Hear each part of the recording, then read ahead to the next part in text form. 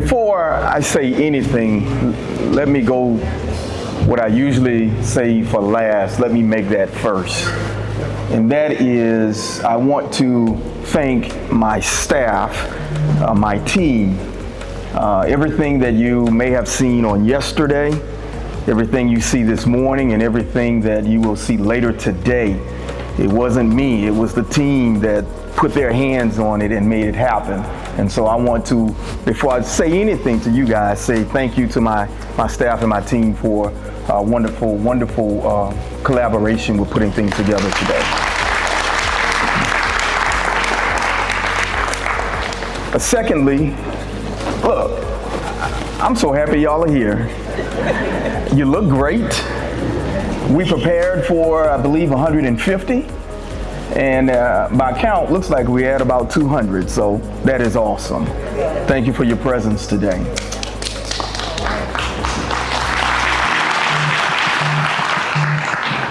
I want to, let's see, I saw him earlier.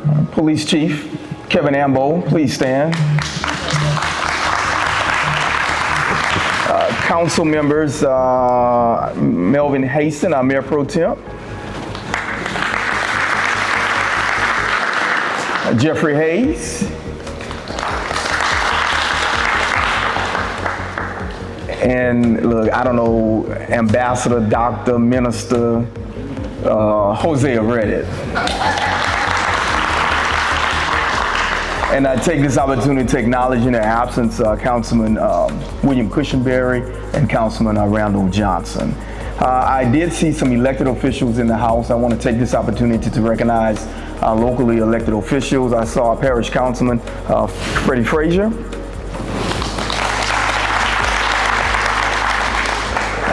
School Board Member Catherine Williams. And our Sheriff, Brett Stassi. Out of respect, and I don't want to miss anybody, I do know that we have those who have had the courage to place their name on the ballot for office. And so I simply ask if there's anybody who is currently in that position, if you would stand and just say your name and let us know who you are. I'm happy to be here. Victor Woods, running for District Court Judge, Division C. Thank you, sir.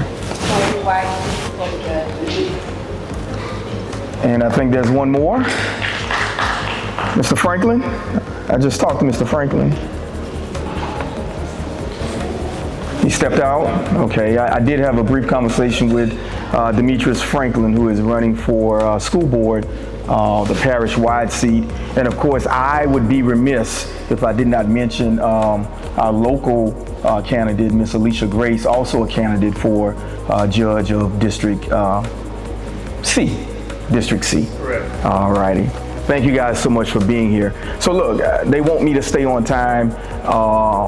I did not prepare a formal speech. I did actually do a PowerPoint, and I've actually had to edit the PowerPoint because it was so long. So kind of a little freelance today, right? Not so formal, use the PowerPoint and just as much as possible try to have a conversation, right? So look, today is July 4th, 2026. This is the day that we celebrate America, 250 years. And for us with St. Gabriel, we are in year 32. By all counts, we're still a young city. I wouldn't say a baby anymore, but probably still a toddler, right? So we are still a growing city. But hey, we come to give what we call the state of the city, and we do it during this time of year because of the way our budget runs, which we run from July 1 to June 30th. So typically you find most people do their state of the city in January at the top of state of whatever, parish, union, whatever, they do it at the top of the year in January. But because our budget runs from July to June, we do our state of the city at the beginning of July or at the end of June. So I want to welcome you to today's activity. I believe all of you probably know that I am Mayor Johnson here in the city of St. Gabriel. And as I mentioned earlier, introduce you to our leadership. Honorable Kevin Ambo, Police Chief, Honorable William Cushenberry, Melvin Haston, Jeffrey Hayes, Randall Johnson, and Hosea Reddit, who are our council members. Here we go. St. Gabriel, Louisiana, right? Nestled along the mighty Mississippi at 30.2057 degrees north, 91.0993 degrees west on the east bank of Iberville, bordered by Red Stick and Ascension, and traced by the vein of that bayou we call Man Shack. 29 square miles of what I call God's beautiful earth, right? Like a jewel tucked between the river's bend and the heartbeat of Louisiana, rooted in reverence, blooming in resilience. This is blessed land where prayers rise with the morning dew. From the quiet fields of Bayou Paul to the legacy of Carville, where stories linger in the levee winds of sunshine, faith and family is embedded within the roads of LeBlanc and Willow Glen, in a place that we live with pride, with purpose, and with worship with steadfast hearts. So, modified it a little bit to jump right into it, right? Just a brief overview of some of the many projects we have going on. Morris Street Pavilion, those of you who are familiar with the Carville area, we are completing the building of a new pavilion, in the process of doing a new basketball court, and also starting a sidewalk project going down Morris Street. Batlow Lane, Smith Street, we've gone in, we've improved the drainage, the sidewalks, and we're coming back to Batlow to improve the roads between Batlow and Smith Street. University Club South, gutter and sidewalk project, ditch and culvert maintenance, most recent project you'll probably see when you turn into city, going towards City Hall on Iberville Street, trying to improve that area right there.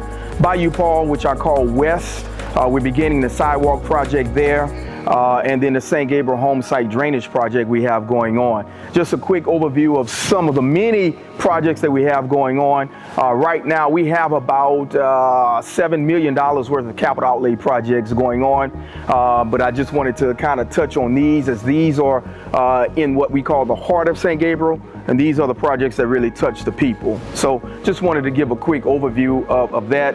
I'm sure I missed some, but we have plenty of projects going on. I wanted to hop straight into probably the three main areas that define where we are right now. And that is, one of those is residential development. So right now we have the University Club townhomes, 10 townhomes right at the border of Iberville and Ascension. I'm sorry, I wanted to say St. George. Baton Rouge, I wanted to say St. George. That is complete. We also have Meadow Oaks Phase 3, which is now ongoing. And we also have Magnolia Springs Phase 1C, which is in the planning stage. And we have Riverstone, which is ongoing. Now, when we met last year this time, I probably had about 7 or 8 residential developments. But of course, economy changed. That shifted some things. But these are 4 that we know that are actually moving right now within the city limits of St. Gabriel. So we begin with Meadow Oaks Phase 3. Meadow Oaks Phase 3 is 131 houses. It's just back here behind the community center. Currently, gas, water, sewer, drainage are complete. Earthwork is going on right now. In 2 to 3 weeks, we expect that earthwork to be completed, right? Once we complete that, we'll have roads going in, which is liming, curbing, and cement and asphalt. In addition to that, we're also going to do a pond expansion in Phase 2. This is to allow us to be able to accommodate for better and increased drainage flow within the subdivision, right?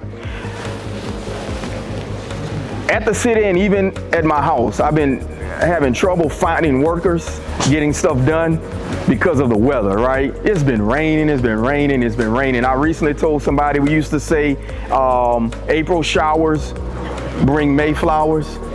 It rained all of May, right?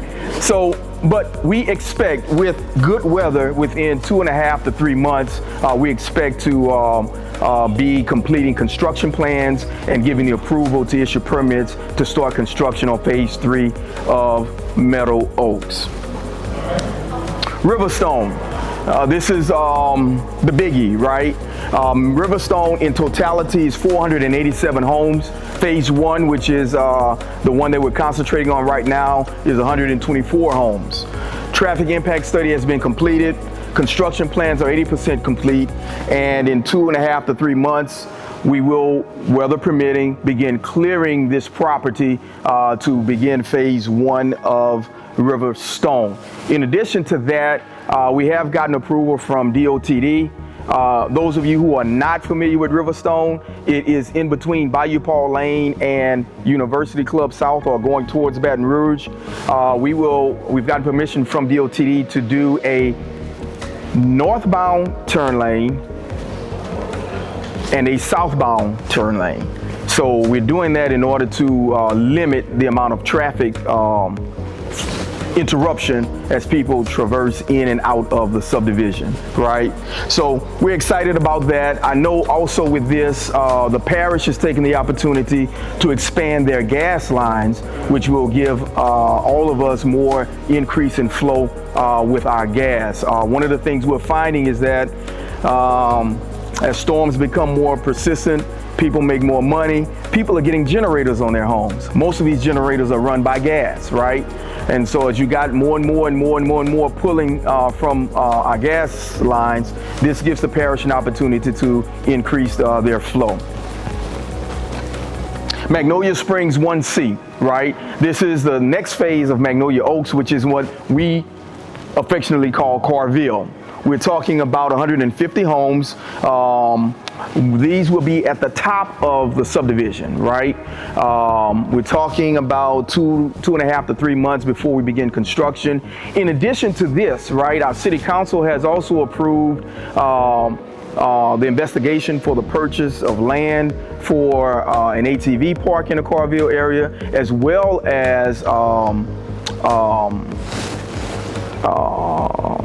athletic fields, right? We're looking at athletic fields that can be used for multiple purposes, probably football, soccer, and baseball. These artificial fields now that they make, you can kind of transform them and get multiple uses out of them.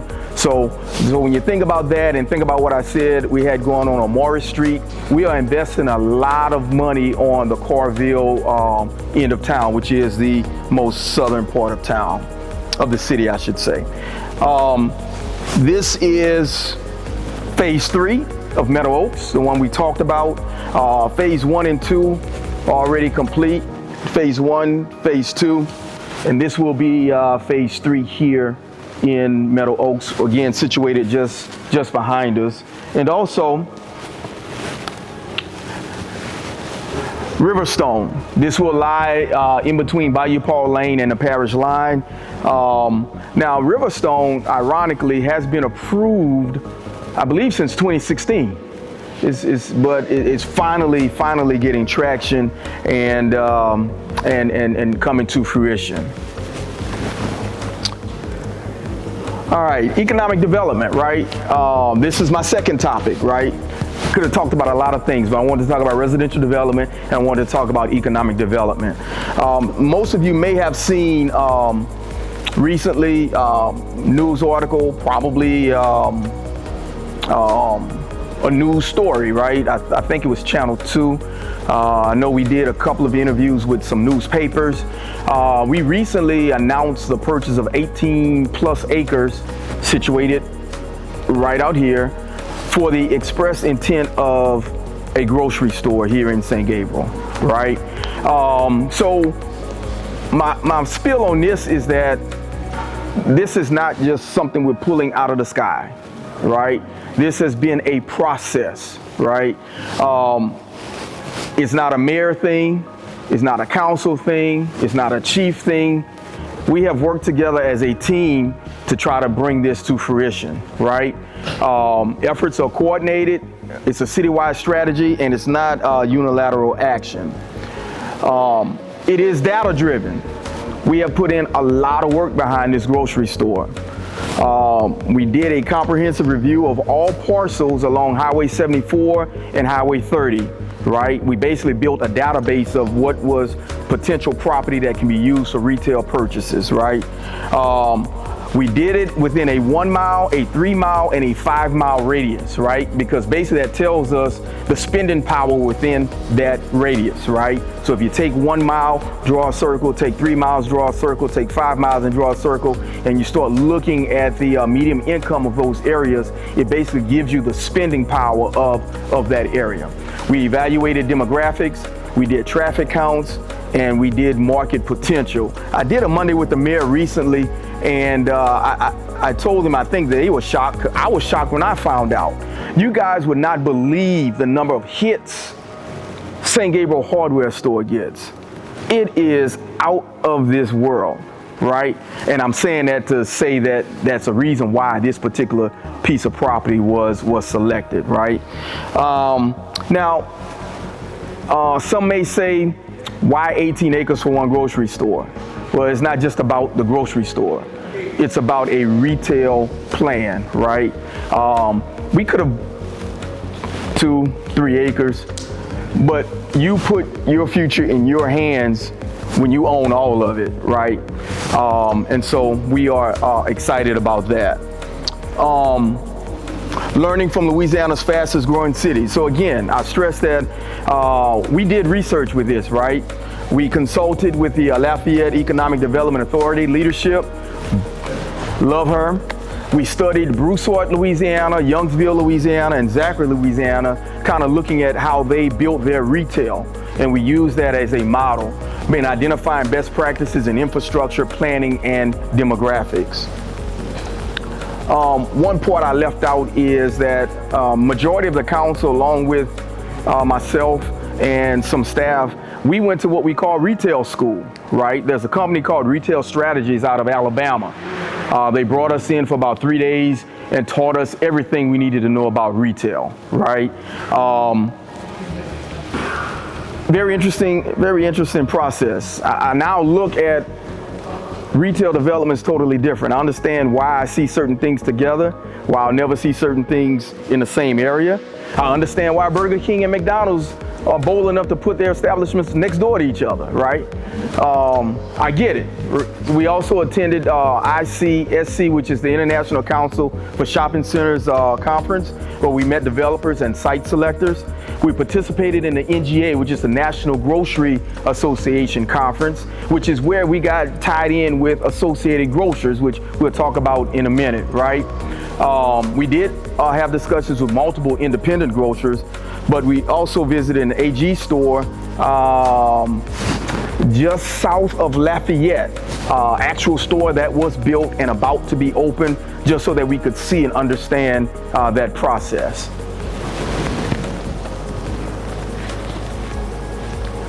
So I put this slide in here to say this. Because we are pursuing a grocery store does not mean that we don't care about our existing businesses, right? I understand the plight of small businesses, right? So by no means are we trying to hurt small businesses that are currently in St. Gabriel. In fact, we promote small businesses in St. Gabriel, right? Smokehouse 74, we help them.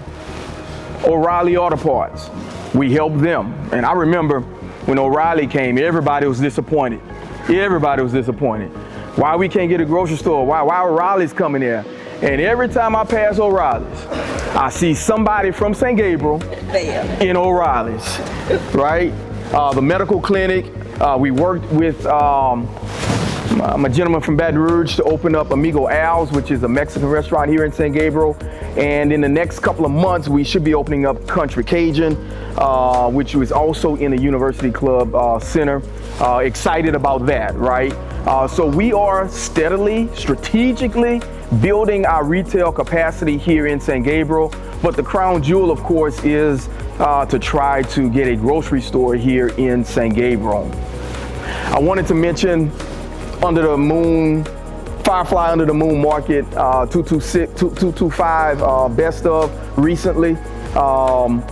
It's crazy because when I go outside of St. Gabriel, I hear so much about this market, right? So best of Baton Rouge winner for 2026.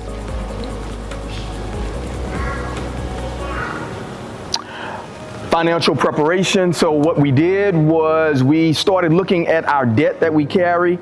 We cleaned up some of our debt in an attempt to increase our bonding capability. What we're doing is trying to address what we call a food desert, right? I understand everybody got cars. So, you know, you can get in your car and drive up to Blue Bonnet. You can get in your car and drive down 74 and go to Dutchtown. You can get in your car and drive to Gonzales, just under the interstate. But why should we have to when we have the capability here in St. Gabriel, right? So we are close, but we are far enough away from those places that we are still considered a food desert. So we are trying to eliminate that, right? We're looking for community partnerships. We have actually, upon the announcement of purchasing the property, we've had several entities reach out to us about trying to be in the retail development and to buy property within it. But this is the one thing I stress as we talk about a grocery store.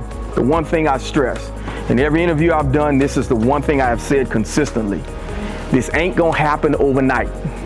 We're not gonna wake up 4 or 5 months from now and boom, there's a grocery store. There's a process that has to take place, right? So I want that to get embedded within the psyche of our St. Gabriel people. It's coming, but it's a process, all righty? This is a scheme. This is not the final. This is just a scheme. I held on to this for a long time. I didn't want to show it because I didn't want people to think that, okay, this is what's coming, right? But this is a scheme, a draft of how we can potentially divide these 18 acres up with the grocery store as the anchor. We're also looking at doing some independent parcels, right? Because we know that people like McDonald's, Waffle House, they want to be on their own parcel and not a part of a retail center. So this is actually the scheme that we use to get the valuation of the property, right? Some of these things will remain the same because it's some parts of the property you have no choice. You have to have a retention pond. And I think council has agreed that around the retention pond, we would do a walking trail and a dog park on the other side of the retention pond. So I just wanted to introduce this to you again. This is not the final. I held on to that for a long time, but just wanted to show it to you. I would be remiss if I did not acknowledge and thank the Price LeBlanc and Gordon LeBlanc families. They're the ones who worked instrumentally with us to get that done. Of course, yes, we purchased some property, but they also gave us some property as well, right? And the LeBlanc family has been a long time donator and supporter of St. Gabriel, right? I think I'm not many younger than me. I think most people in here probably remember Price LeBlanc and all of the things that he helped us with here in the city of St. Gabriel. The third category, and then I'm gonna get out your way. I wanted to talk real quickly about capital outlay. A few things we have going on, right? Community center expansion. Again, we are expanding our workout facility. We're doubling the size of it. We've already added a utility building in the back, and we are going to eliminate the 2 outhouses that we have here at the community center to open it up for more green space, right? We also have under capital outlay a municipal building. Now we've had, oh God, long time coming, right? We've been talking about this building for years. We have temporary occupancy from the State Fire Marshal. There was one piece in terms of access to the roof. Just yesterday, I saw them putting the ladders on the outside of the building, right? So I feel very confident in saying that we should probably be in this building in September of this year. We're in July, August, final walkthroughs, blue tape, all that stuff. But I feel very confident that we'll be in this building by September of this year. We also have in our capital outlay a Sunshine Event Center. Now this is to be nestled on the corner of Besson Lane and Highway 75 and Ravier, right? If you're familiar with the area, the city has a park there, We have a pavilion there, and we've got a lot of open space with access to the levee. So one of the things we've done is we've brought in Goodwill and some other entities that come here to the community center, which limits our space for rental capacity, right? And so this also is intended to serve as a shelter in those rare emergencies, right? We find that in certain disaster scenarios, we just can't get a lot of people to come across the track. But if we got a place for you that's close to your house, we figure you'll get there. So this will also double as that. We also have, which we introduced, the Corville Community Center, right? We're looking to all of our city buildings on this side of town. We have no city buildings on that side of town, which is the south side of town, right? So we have land and we're not using it. To get our people to come, to get our people access to programs, if we build a building, they're there, right? So this is actually in our state capital outlay budget. Has not been funded yet, but it is a part of our planning. All right, so St. Gabriel, best described as rural but rising, historic yet forward-moving, industrial but deeply rooted in faith and in family. A city where the morning dew carries prayers, the levee winds carry stories, the river carries history, and the people carry pride. So this is how, so we started this in 2016, and that's when we started recognizing our residents and our community partners. 2016, this is 2026, this is year 10. So I end my State of the City address 10 years later, the same way I ended with the first one. Y'all, the state of the city is good.